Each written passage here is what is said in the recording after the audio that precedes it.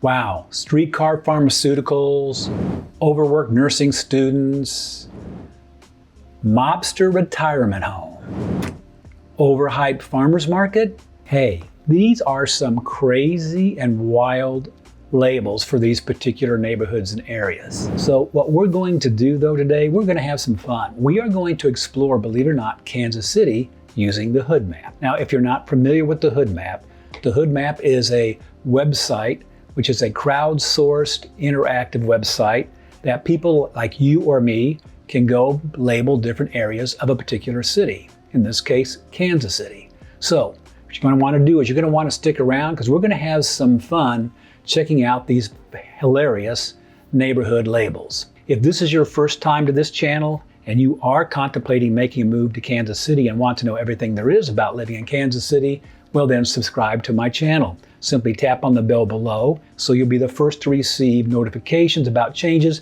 that are taking place in the Kansas City real estate market. My name is Chris Pucci with the Living in Kansas City real estate team, and we get calls from people just like you. So whether you're moving in 9 days, 90 days, or even 9 months, please feel free to reach out.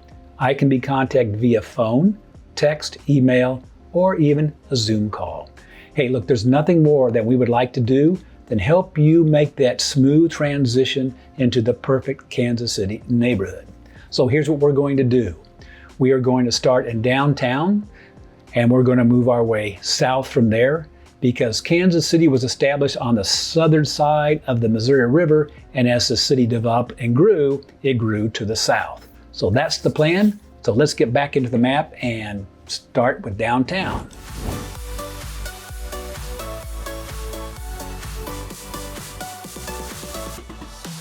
So there you go.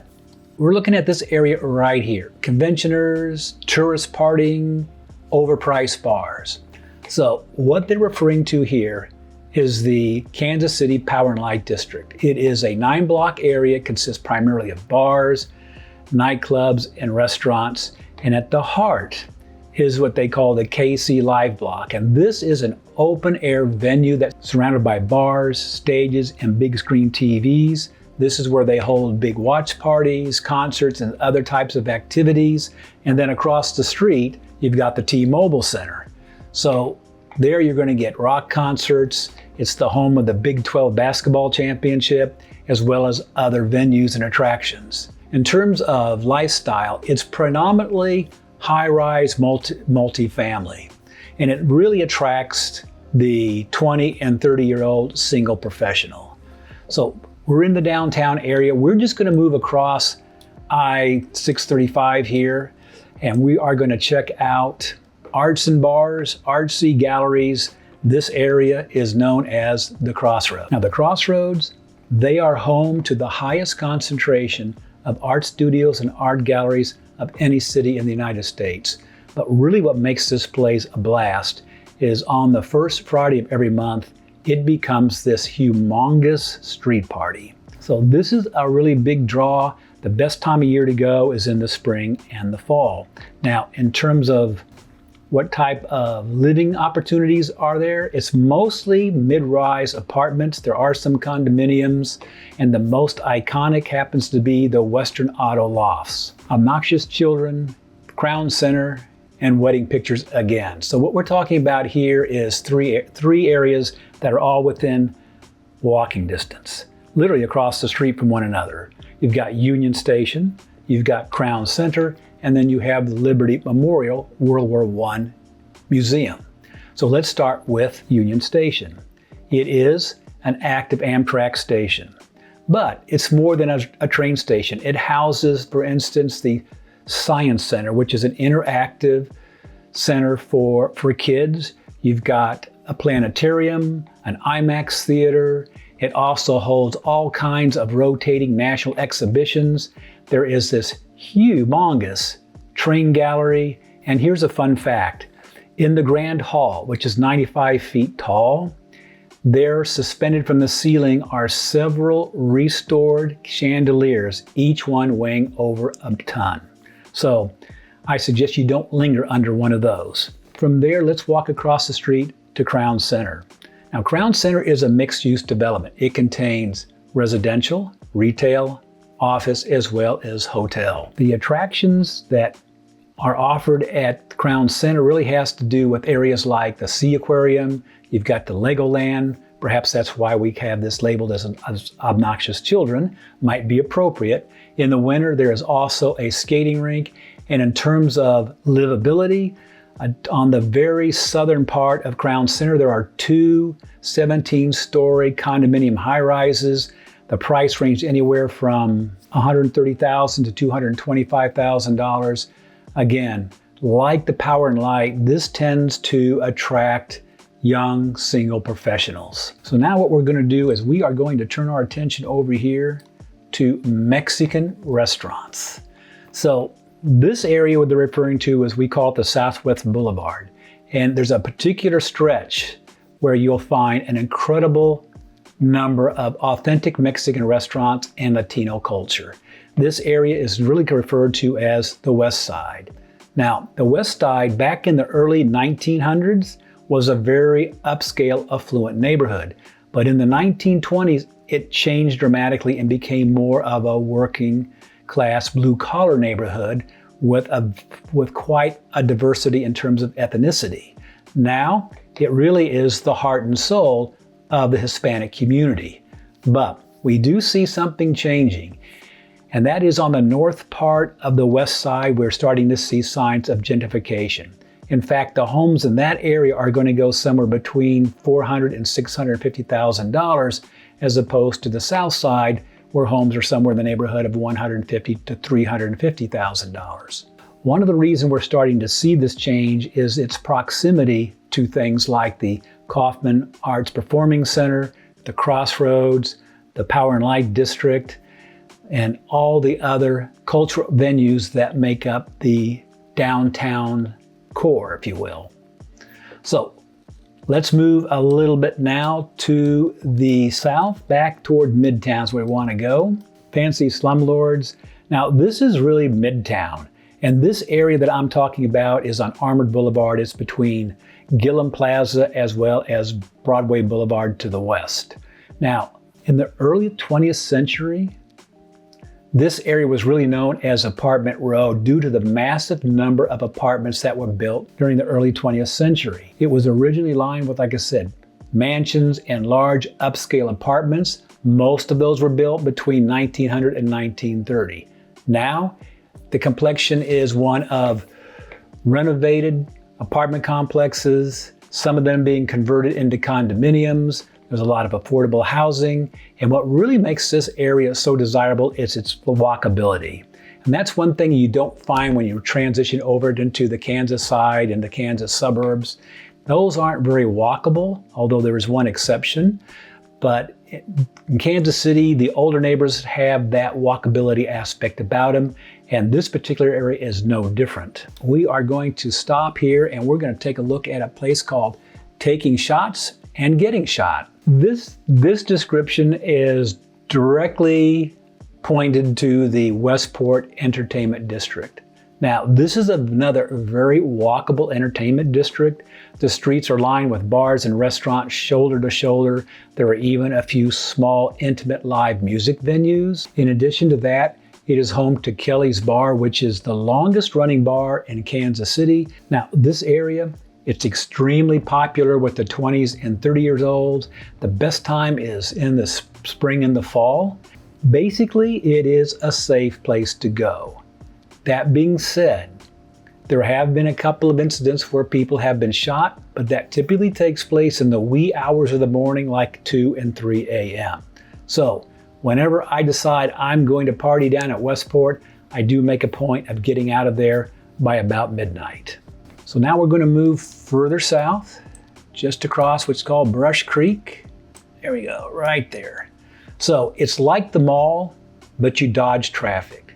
Now, here we're referring to the Country Club Plaza. This is Kansas City's most iconic shopping center. It's known for its Spanish architecture, landscaping, and fountains. And this is where the city got its name as the City of Fountains.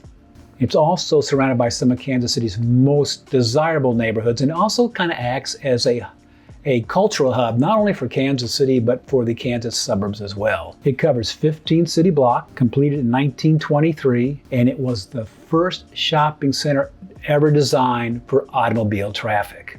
Now, one of the things that I loved about the Plaza, and this is where it gets its name, it's like a mall but you dodge traffic. There were never any traffic signals or stop signs. You just simply kind of weaved in and out of the cars. It was more kind of a choreographed situation. And it's funny because I never heard or ever saw anyone get hit or run over by a car in all my time here in Kansas City, and I grew up here. But for some strange reason, they felt it was important that they put in traffic signals so people could walk without worrying about getting hit by a car, which frankly, I think takes some of the fun out of shopping at the Plaza. Home prices in the Plaza area depend on the type of housing. So condominiums, apartments, they start at $275,000 to $700,000. Single family homes nearby, $500,000 to $750,000. And luxury townhomes and penthouses start at $1 million plus. We're going to talk about this area right here. Rich people with stupid looking art, wedding pictures, and expensive homes. So what we're talking about here really is two things: Sunset Hills and Loose Park. Sunset Hills is an area that is home to some of the most expensive houses in the Kansas City metropolitan area. It's known for its historic homes, expansive lots, and early 20th century architecture. Most of the homes were built between 1910 and 1930. The median home price is $950,000. The range is anywhere from $700,000 to well over $4 million. One of the great perks though about living in Sunset Hill is literally you're adjacent to Loose Park, which happens to be one of Kansas City's most beautiful parks of all the parks in this Kansas City park system. It features a lake and an incredible rose garden that offers over 4,000 roses of different varieties, and it's become one of Kansas City's more popular wedding venues. Brookside Bohemians. Now, I'm not sure how somebody came up with that name, but I find that kind of interesting. Brookside is the most popular neighborhood in Kansas City, bar none, particularly with young families. And I think a lot of that has to do with the fact that it's got an amazing location. You're just minutes away from Loose Park, the Plaza, the Nelson Atkins Art Museum, and a lot of other cultural venues. In addition to that, you're within walking distance of the shops of Brookside, which is a shopping center that was built in 1929. It looks just like it did back in 1929. The best part about it is it has a great community feel, and there are virtually no chain retailers or restaurants in Brookside. The neighborhoods are extremely family friendly. They're quiet. They're very walkable, lots of mature trees. There's little turnover, and most importantly, the houses are affordable. Most of them were built between 1915 and 1945, and the range anywhere from $350,000 to $900,000. And historically, Brookside has always had steady appreciation. So now we're going to continue our jaunt to the south. So now let's talk about wealth, white, and going to stay that way. Now this area has to do with the homes along Ward Parkway, particularly those homes between say 50th and 63rd Street. Along this stretch, you're going to see some of the most expensive homes in Kansas City. Not only that, some of the most historic, architecturally beautiful homes in Kansas City. Most of them were built between 1910 and 1930. And these homes range anywhere from 1.2 to 4.5 million plus. Some historic mansions are worth more than 10 million. As far as the size, these homes are going to start at 4,000 square feet and go to 10,000 square feet. They're typically adorned with fountains, well-manicured yards, and stone fences. The homes themselves typically sit on a half-acre to an acre lot, and I think I said this earlier, but most of the homes were built between 1910 and 1930. In fact, this is one of my favorite drives, is driving down Ward Parkway, simply because of the different style of homes and some of the amazing architecture that these houses feature. And we're going to check out one of the more iconic neighborhoods in Johnson County, and that is Perfect Village, Pregnant Village. And this is Prairie Village, Kansas. Prairie Village is to Johnson County, or to Kansas if you will, that Brookside is to Kansas City. It started out as a simple little suburb after World War II, but it has evolved into one of the most popular and desirable suburbs in all of the Kansas City metro. It is particularly desired by young families, and that's due to a lot of factors. First of all, like Brookside, it's extremely walkable. In fact, you can walk to two different neighborhood shopping centers. The most popular is the shops of Prairie Village.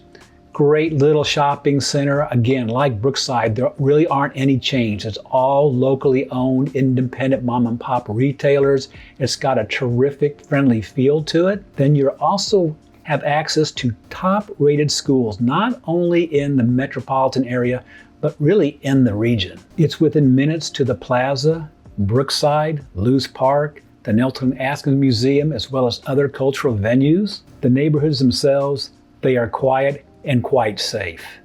What I also like is there are a lot of little parks that are tucked here and there throughout Prairie Village. Now, the median home value is $525,000. The price range is pretty broad, $375,000 to over $1.5 million. So on the lower end are the older homes, typically 1,200 to maybe 2,000 square feet. On the back end at the higher range, these are usually new homes that are infill or tear down constructions. And these homes are going to range anywhere from 3,000 to 4,000 square feet. Hilarious, crazy names for a bunch of different really nice neighborhoods throughout the Kansas City metropolitan area. So listen, if you are thinking about moving to Kansas City, you have some questions or you want to learn more, maybe we should set up a time to chat. I'll be happy to answer any questions you have. And do me a favor if you would. Please like the video and subscribe to the channel. Oh, and one last thing. In addition to being a realtor, I'm also a lender. And if you're like most people, you're going to need to arrange financing to purchase your next home. So I can be an invaluable resource. Not only can I help you answer questions, but I can help you navigate the process. So with that all being said, I want to thank you for watching the video. And until then, I look forward to showing you around Kansas City.